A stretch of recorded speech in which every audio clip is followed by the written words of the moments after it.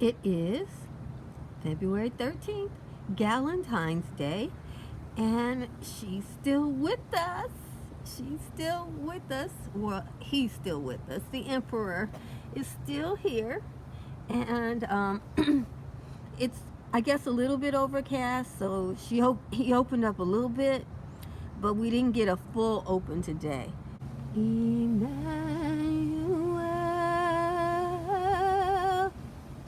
God is with us. Emmanuel,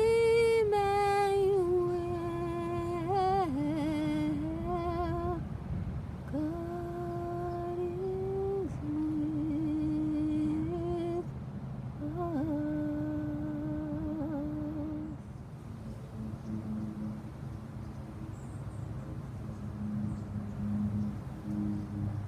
Alrighty, it's time to do a tour of my tulip garden, and we're gonna start here because I am really impressed by these. I forgot who I got them for. I think I got these from Brex, or I got them from Longines, one of the two. But these are orange brilliance. Mine look red. I also have the Madame Lefebvre, so some of these might be Madame Lefebvre's, but so let me see. Maybe those are Madame Lefebvre's. I'm getting confused. But these are the orange ones. Okay, so there's the orange, and this is Madame Lefebvre. I know I got Madame Lefebvre, which is with a black center. I got that from Holland Bulbs. And these orange ones, which have a white center and very little color variation in my garden. You know, your garden changes things. These have a white center, and those are orange emperors. So you can know an emperor tulip because emperor tulips carry their collar, like high collar, like a crown. That's how it is. But this is Madame Lefebvre. This is my favorite tulip. The Madame Lefebvre's still have the Purissima scent that is in the original emperor tulip, which is Purissima. And it's a fruity, beautiful scent. I adore those two. I think, you know, this is my favorite, and second to that is the original white tulip, which is Purissima.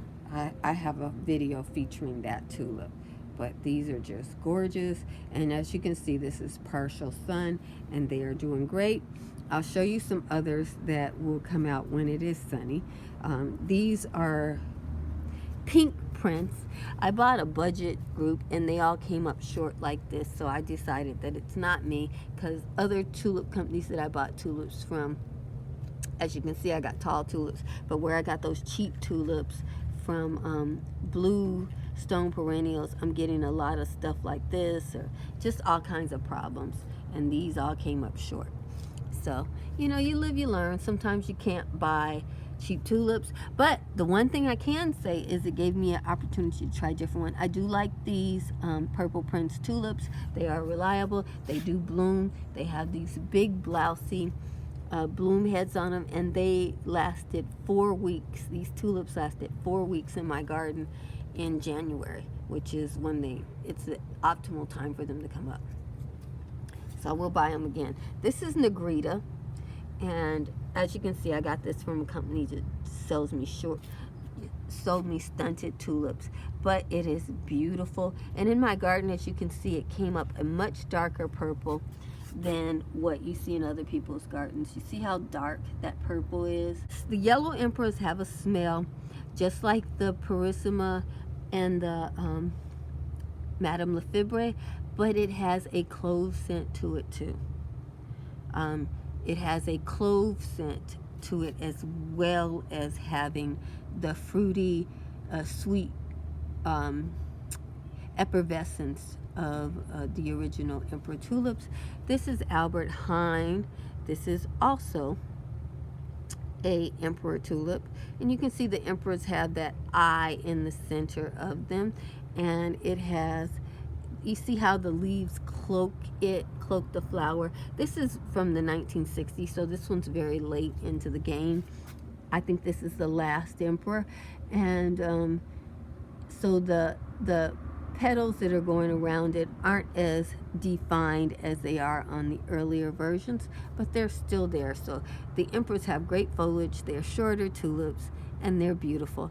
I don't know what tulip this is. It is this light buttercup yellow, and I had a pack of non-stop tulips, and this little guy just came up like that, and looks like somebody's right behind it.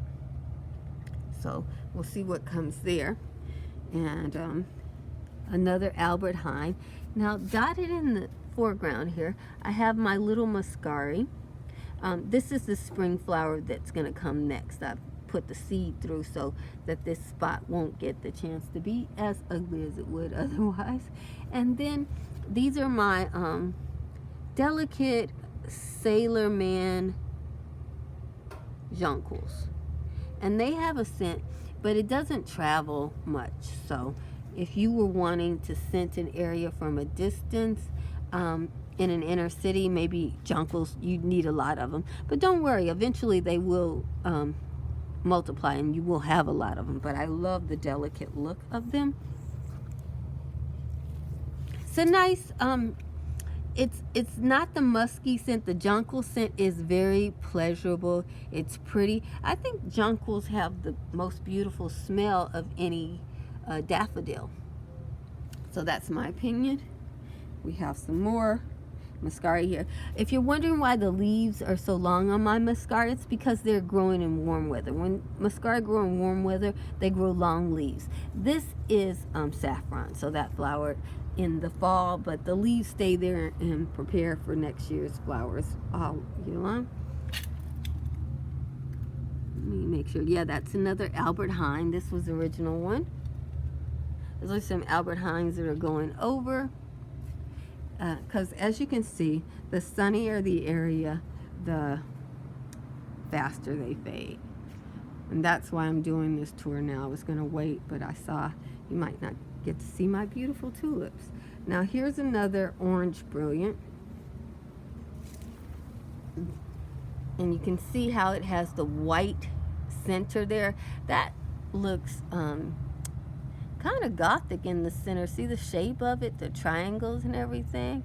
It's very interesting in the center, isn't it? You guys, this one has a beautiful smell. This one here, this orange emperor, has a beautiful clove scent to it, mixed with the sweet effervescent scent that is in Purissima. But it has a little clove scent to it that really takes it up a notch. It doesn't smell exactly like the yellow emperor, because the yellow emperor has a strong, overpowering clove. The clove in this is like you put a hint of a clove or a cinnamony type thing to back up the fragrance, and it smells delicious. I grow peas with my flowers. So there's peas over here, and then these are peppers. And so yeah, I keep some food over here too. These irises are going to come later. Oh boy, the orange emperor. Not as big as the Purissima, but oh my goodness. She is big. Let's see how long the petals are so far. So her petals are 2 inches, whereas the Purissima, the white emperor petals were, see if I can give you some shadow of that. Oh my goodness, she pops now. I love this color. It's just so beautiful, you know. So this is a 6-inch tulip. My white Purissima was an 8-inch tulip, and I think 8 inches is about as big as tulips get. It looks like it's got the full height too. Yeah, that one is 12 inches plus the flower, so that's 14 inches, and that's the full height of an emperor tulip. So she got her full height. I think this orange color looks particularly beautiful with this golden yellow. The daffodils are not the color that I wanted. I wanted Galactic Star, which is a light butter yellow color, and it has a white center. These seem to have reverted to the Carlton. And this one looks like it's a red emperor because it has the black eye of Madame Lefebvre. And I see the Madame Lefebvre eye is on top of that white edge that's on the orange tulip. So in my garden, there's very little difference between the red and the orange. Just very little difference. These are some galactic stars. These galactic stars, this is a little bit too hot of a spot for them. They are already going over, and they didn't have a very long time with us, so I'm not going to plant any more galactic stars over here, and I'm going to move them to a shadier spot for next year. But I'm going to let them soak up the sun so they can get those big fat blooms for next year. And it looks like, yeah, this one had enough energy where it's putting out 2 different flowers. So it's very so in the sunny area, it's more florific. So in that way, it manages to keep the flowers going because there's a second flower coming out of this galactic star. We'll find out if this one gives me another one too. And then we'll just mosey over here and see if we have, I have one left, and she's on her last leg.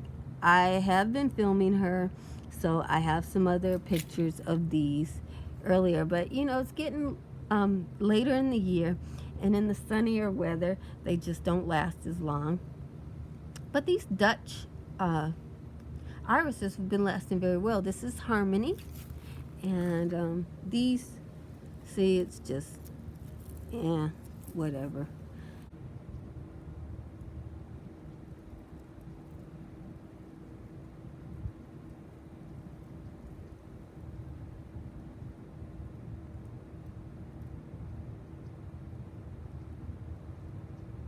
And there were other things growing in here too, but you know, it's kind of a lasagna. Things are coming up, but the peas over here are doing just great. I've been pulling these peas off and just noshing on them in the garden. They're doing great. And then in the background there, the nasturtiums are doing good. And I've been eating these nasturtium leaves. These are the kind of nasturtiums that you eat. These are the ones that grow very long. They can grow up things, around things, and you can see peas in the distance growing in the ground. Yeah, lots of peas, you know. And this is my wheat patch. I've been trying to grow wheat here for the longest, and the rabbit keeps on eating the wheat, but hopefully this will fill in, you know. And that is everything I got to show you guys. That is my spring garden, first spring garden tour. More to come, more food, more everything. Thanks.